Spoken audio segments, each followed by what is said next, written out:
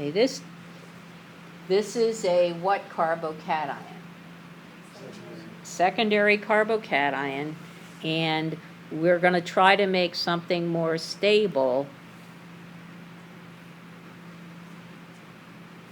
by migrating an atom or group from one of the two adjacent positions, which I've marked with red and blue. So on the blue one, I have H, H, and CH3. On the red one, I have H, H, and this group, which is a benzene ring.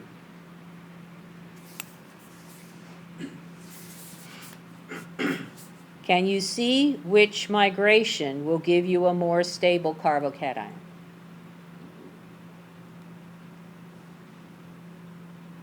Red or blue? Red which? H or benzene ring? If we take the red H, yes, and move that over, arrow that way, then what we have is the benzene ring still there, the carbon's still there, the methyl's still there. We have a plus on the carbon next to the benzene ring. We now have that one H moved over. Originally this had an H already here, so now that center carbon has no charge. What kind of carbocation is that one? Secondary. That's secondary, but it has another characteristic as well. Secondary, and it's also benzylic. Remember that word, benzylic. So when it's benzylic, it's more stable?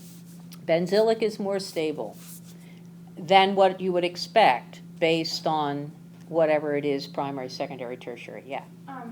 Why isn't it tertiary since there's still one hydrogen there? Tertiary is when you have 3 carbons attached to the carbocation, right? Yeah, we still do have 1 hydrogen here.